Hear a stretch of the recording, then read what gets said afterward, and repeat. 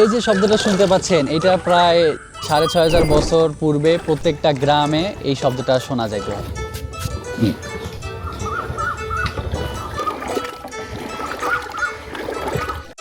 প্রায় ৬,০০০ বছর পুরনো এই ঐতিহ্যকে ফিরিয়ে আনতে আমার আনুমানিক ১৫০ থেকে ২০০ লিটারের মতো দুধ নষ্ট হয়েছে, শুধুমাত্র রিসার্চ পারপাসে।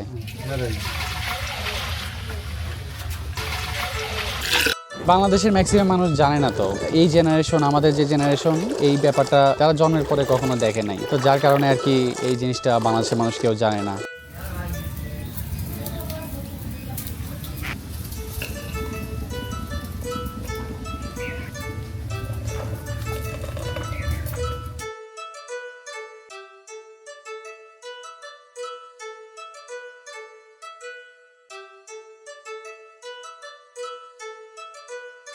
বেসিক্যালি আমি মূলত একজন চাকরিজীবী, কিন্তু আমি যখন ঘি বানানোর পদ্ধতি খুঁজতে গেলাম তখন ব্যাস আমি আটকায় গেলাম। আসল পদ্ধতিটা আসলে কোনটা? বাংলাদেশের মানুষ এখন এই প্রসেসটা প্রায় নাই বললেই চলে, কারণ এই পদ্ধতিটা প্রায় আরো ৩০০-৪০০ বছর আগে যখন ইংরেজরা আসছিল তখন এটা বিলুপ্ত হয়ে গেছে। বাজারের যে সকল ক্রিম সেপারেশন বা যে ঘিটা, এটা বানাইতে আপনার 2 ঘন্টার মধ্যেই ঘি রেডি। পক্ষান্তরে আমাদের এটা প্রায় 2 দিন লেগে যায়। কোথায় 2 দিন আর কোথায় 2 ঘন্টা। প্রাচীনকালে এইভাবেই বিলোনা পদ্ধতিতে মাখন বের করা হয়তো দই থেকে। আমাদের গ্রামের দাদি নানিরা অথবা পুরাতন যারা আছে তারা এই পদ্ধতিটার ব্যাপারে অবগত, তারা তাদের যারা দাদি নানি তাদের মুখে এই ঘি বানানোর পদ্ধতিটার ব্যাপারে শুনেছে। আমি মূলত দেখলাম যে বাংলাদেশে এখন খাবার দাবার সবকিছুতেই ভেজালের সরাসরি, তো আমি চেষ্টা করলাম যে একদম অথেন্টিক প্রাচীন যে উপায়ে কোনো কিছু মানুষকে দেওয়া যায় কিনা। তো ঘি নিয়ে কাজ করার সময় আমি দেখতে পেলাম যে এই ঘি বর্তমানে বাংলাদেশে যেভাবে বানানো হচ্ছে এটা তো আসলে অথেন্টিক বা অরিজিনাল উপায় না। তো সেই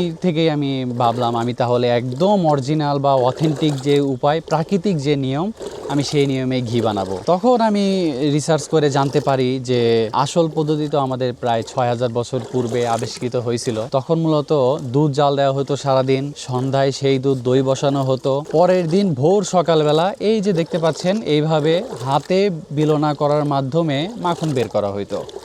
সেই মাখন আবার লম্বা একটা সময় জাল করে ধীরে ধীরে, এটা কিন্তু এই মাখনটা আপনি জোরে জাল দিলে ঘি হবে না, একদম স্লো হিটে আস্তে আস্তে জাল দিতে হবে। প্রথম আমি 20 কেজি দুধ নিতাম, 15 কেজি দুধ নিতাম, 30 কেজি দুধ নিতাম, সেটা দই জমাইতাম, মাঝে মাঝে দই হইতো, মাঝে মাঝে দই হইতো না, যেহেতু আমি এই ব্যাকগ্রাউন্ডের না। ধীরে ধীরে চেষ্টা করতে করতে করতে করতে আলহামদুলিল্লাহ আজকে আমি এখন কমার্শিয়ালি ভাবে দেওয়ার চেষ্টা করতেছি সারা দেশে। তবে এই ঘি বানানোর ক্ষেত্রে আমি অনেক কিছু শিখছি, এখানে অনেক সিক্রেট ব্যাপার আছে যেগুলো হয়তো প্রথম দিন করতে গেলে কেউ হয়তো পারবে না। তো এই সিক্রেটটা জানতে আমাদের অনেক সময় লাগছে, অনেক দুধ নষ্ট হয়েছে, তারপরে গিয়ে আমি এটা খুঁজে পাইছি। নষ্ট হয়েছে বলতে ভুল কথা, মানে ঘি হয়েছে কিন্তু ওইরকম স্বাদ হয় নাই, অথবা যে গুণগত মান হওয়া দরকার ওই গুণগত মানটা আসে নাই। আপনারা বাংলাদেশে বা ইন্ডিয়ার অনেক নামি দামি ডক্টর বা বিশেষজ্ঞগণের অনলাইনে ভিডিও পাবেন যেখানে তারা বলেছেন যে বেলের পাতা দিয়ে বিলোনা ঘি বা দেশি ঘি যেটা, তো এটা জাল করে খাইলে এটা আমাদের শরীরের জন্য, আমাদের মেধা বিকাশের জন্য, বিশেষ করে আমরা যারা বাচ্চাদের জন্য পুষ্টিকর খাবার খুঁজি তারা এই জিনিসটাকে কনসিডার করতে পারেন আপনার বাচ্চার মেধা বিকাশ বা পুষ্টির জন্য।